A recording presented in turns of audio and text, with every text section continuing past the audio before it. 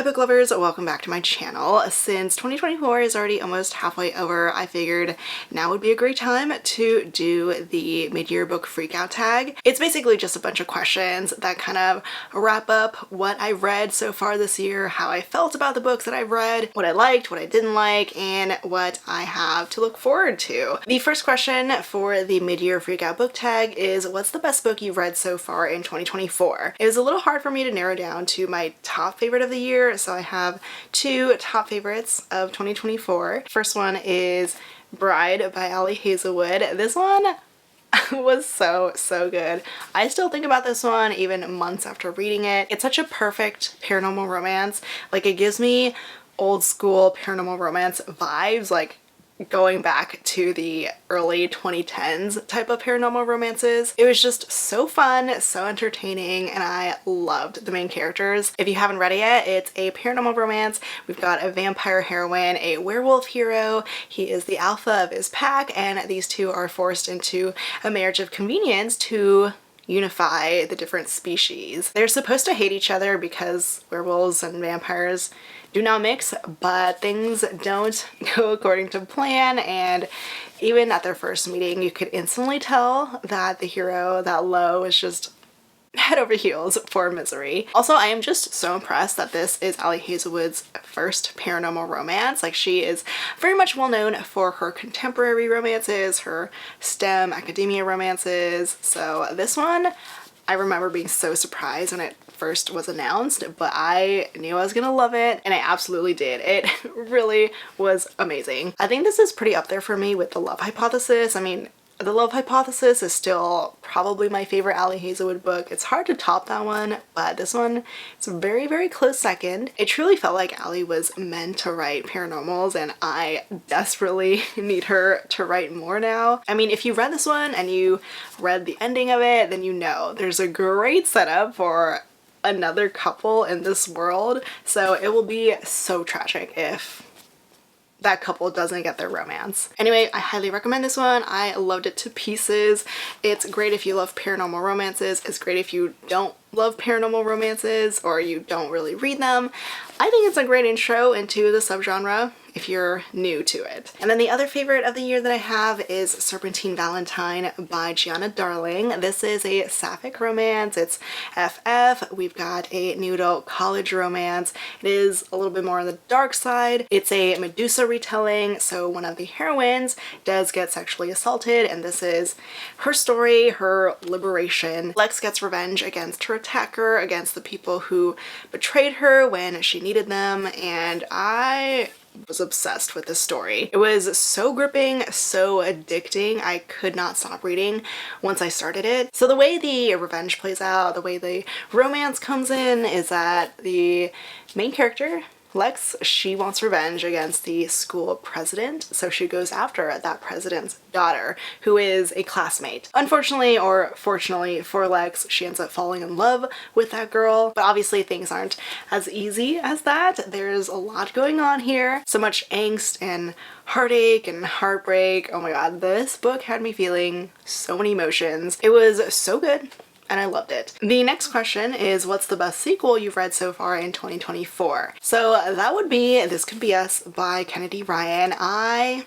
love everything Kennedy Ryan writes. I will read her grocery list. Every time she comes out with a new book, it's pretty much an instant favorite. Her writing, her storytelling, it's always so powerful, and honestly, I'm not even surprised that I loved this sequel. So this is book 2 in the Skyline series. It's been like 2 years since the first book came out, so the anticipation for the sequel was real, and I really loved it. I think it's my new favorite of the series so far. I loved it just a touch more than Before I Let Go, but both books are fantastic. The whole series has been incredible. So the second book is Soledad's romance.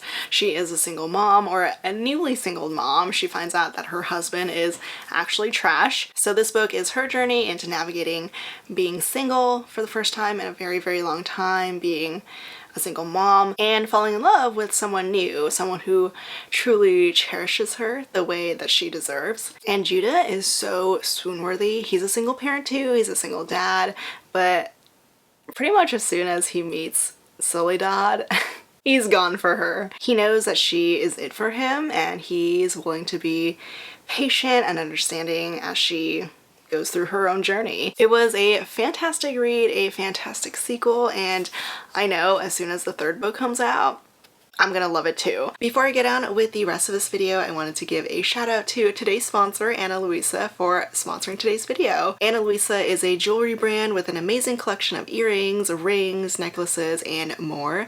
All of their pieces are top quality, they are tarnish resistant, long lasting, and each piece comes with a 2-year warranty. They're the perfect pieces to elevate your style without emptying your wallet, because they do have designs that start at just $39. They ship fast and free if you're anywhere in the US. If you live outside of the US, they do have affordable shipping options. So you really can't go wrong with Ana Luisa. I have so many pieces from them now and I love them all. I love rotating through my collection every time I wear a new outfit. So I did get 3 new pieces of jewelry from them and I am wearing them. First up are these earrings that I'm wearing. These are called the Sage earrings. They are gold drop earrings. I love a good dangly earring, and these are the cutest. And then this ring is called the rope pave ring. It's a thicker ring, it's got a twisted rope look to it, and it's got the nice sparklies that I love to see. And then this last ring is called the Haley ring. It's an open gold ring. As you can see, there are 2 gemstones on this ring at each ending, and I do love the fact that I can make this a little bigger or a little smaller to fit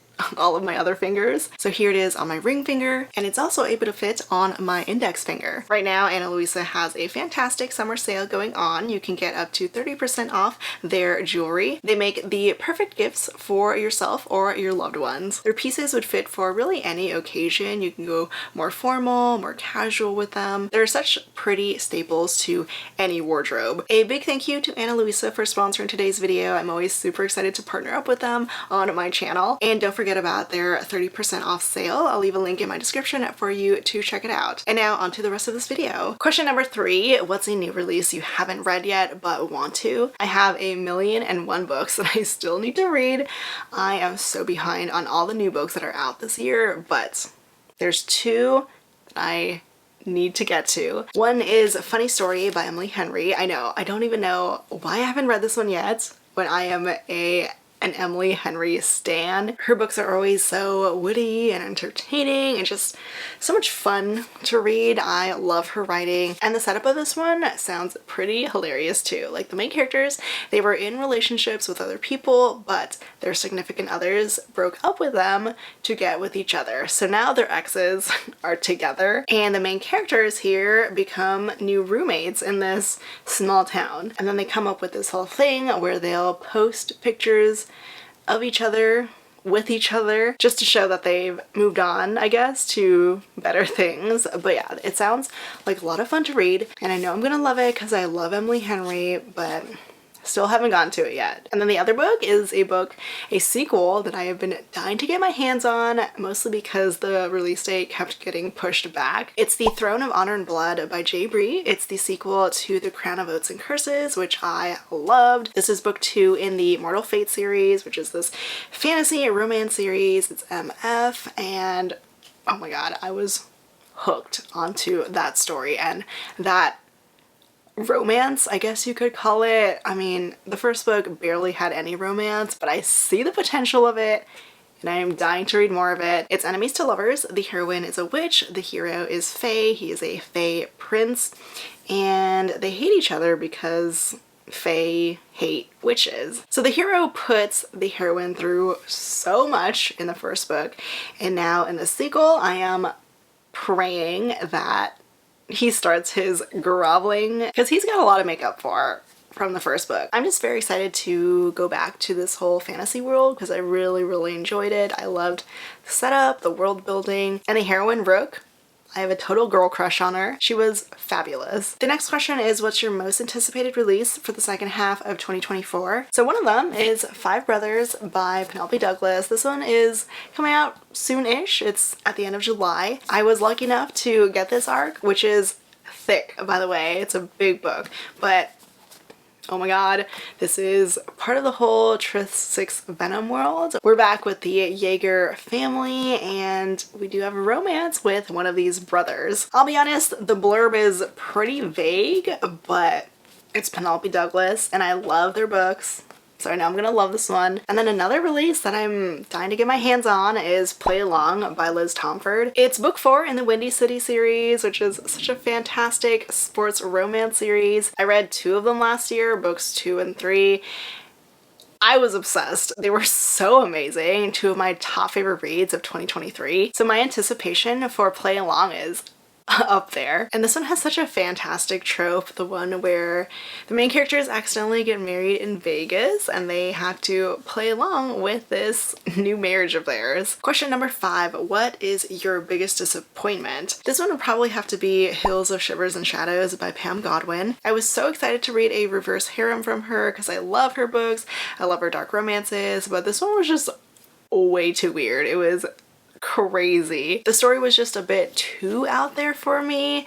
I mean, it's got things like pedophilia, incest, sexual assault, just like all this dark stuff that I was not into reading. It was not the most enjoyable read and the romance was barely there. And I think the most disappointing part was just how hyped I was to read it. Like I had so many expectations for it and it could have been so good if it didn't play out the way that it did. Next question, what's your biggest surprise? I'm gonna give this one to God of Fury by Rina Kent because I really did not expect to enjoy a book in the Legacy of God series. Each book that I've read so far has just been very okay despite all the hype for these books and for the series. But God of Fury took me by surprise by how much I enjoyed it, how much I loved the romance here. It's an Emma romance, we've got a dark mafia romance, but the main characters, oh my gosh, these 2 guys were so adorable. I mean, yes, one of them is a psycho stalker, but he is just too endearing in the way that he's just so obsessed with the other hero. So God of Fury is the one book that I would recommend in the Legacy of God series, at least from the books that I've read so far. Question number 7 is who's your new favorite author? This could be a debut author or a new debut author. And mine is Amber V. Nicole because I read the Book of Azrael finally this year. This was actually for my book club and it was actually so good. I was a little nervous going into it just because I've heard a lot of hype for it, but it did live up to the hype. I was pleasantly surprised by it. It's a fantasy romance, the first book in a series, and I definitely need to continue with it. I really like the world building here. I thought it was really interesting. I definitely want to read more of it. It was a lot in the beginning. I mean, lots of info dumping, all these different kinds of characters, but after a while, after I got my groove with the story, it was just very enjoyable. The slow burn romance was great. I loved the heroine. I thought it was so cool how she was like this 1,000+ year-old being, this powerful being. The power dynamics between the main characters aren't as skewed as they usually are in fantasy romances or paranormal romances where you have, you know, a weak younger heroine with a more powerful hero. No, this heroine goes hard. So yes, I definitely need to continue with the Gods and Monsters series and just read more from this author. Next question, who is your newest fictional crush? I will have to go back to Bride by Ali Hazelwood because oh my god, he stole my heart.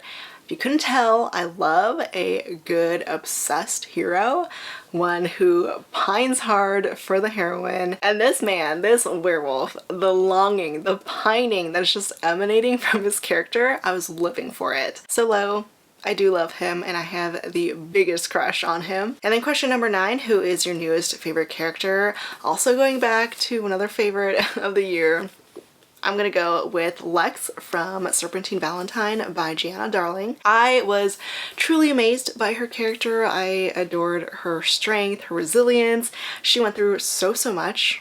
I mean, with the whole sexual assault thing, with not being believed by authority figures, how she lost her voice, how she lost so much of herself after that happened, and then she takes it back. She comes out of all of this chaos even stronger, even better, even more powerful. So I just admired her so much. Number 10, what's a book that made you cry? Oh my goodness, I cried so hard when I read The Nightingale by Kristen Hanna. This one is not a romance, it's historical fiction. It's a very popular book actually. It came out quite a few years ago, became really big, and now I can absolutely see why because it was so good. It blew me away. I loved it, but it broke me. I think I might still have footage of me crying over this.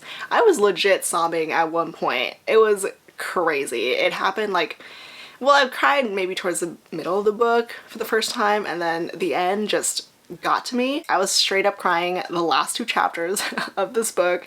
Could not stop the waterworks. It was so emotional. It was gut-wrenching. It was just the culmination of everything that happened throughout the book. Going through World War II, surviving through World War II. I was a mess reading this one. Next question, what's a book that made you happy? So this one, I have to give it to Worth Any Price by Lisa Kleypas, just because reading this book really did make me so happy. It was so romantic. I was swooning all over the place with this one. And also I was just so happy reading a Lisa Kleypas book. I've been saving a lot of her books like as a just in case kind of thing, in case she doesn't release any more books. And her backlist is all we have left, so I don't want to run out of Lisa Kleypas books to read, right? So the last Lisa Kleypas book that I read before this one had been a while for me, and I did really miss her books. I missed her historical romances.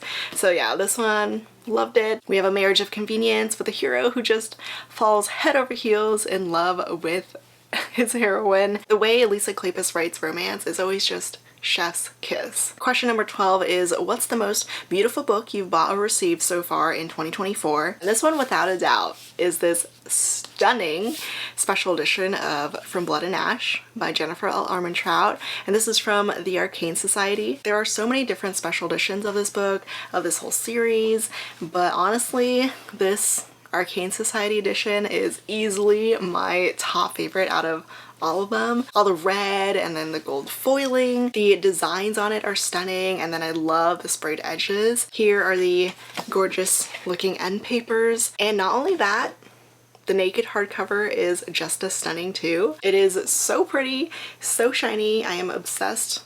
All the gold and the red foiling. And my favorite part is the other side of the dust jacket because of this stunning artwork of Poppy, the heroine of the series. The artist did such an incredible job of bringing her to life. So this edition, absolutely stunning. And then the last question for the mid-year Freakout book tag, what books do you need to read by the end of the year? I chose my top 3, so this one is Just for the Summer by Abby Jimenez. I've read every single Abby Jimenez book so far that she's released, and this one, her newest one, I still have yet to read. I've heard so many good things about it though. I know a lot of people love it and love Abby in general. Her book last year was one of my favorite reads, so I'm looking forward to this one. It's got a really interesting premise to it. Basically, the main characters are cursed in love. Like every time they date someone, that person that they dated, they find the love of their life right after. So these two come up with this idea to date so that when they break up,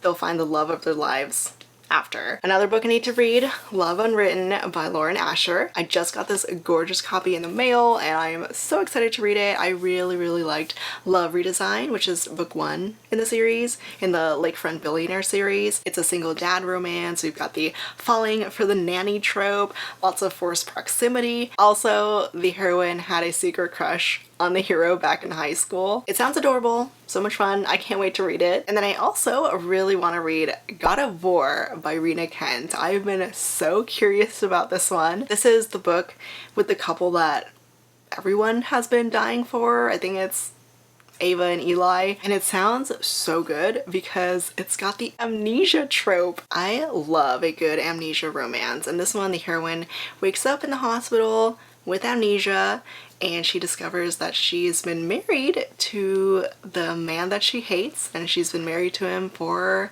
a couple years. I'm just so intrigued by this one, so hopefully it's good. And that is it for the mid-year Freakout book tag. I always love answering these questions every year, and if you guys want to answer these questions too, love to hear your thoughts. Also, don't forget about the Ana Luisa sale going on, their summer sale. You can get up to 30% off their pieces. Shout out again to Ana Luisa for sponsoring today's video. As always, links to everything will be down in the description below. Thank you so much for watching, and I will see you all next time. Bye!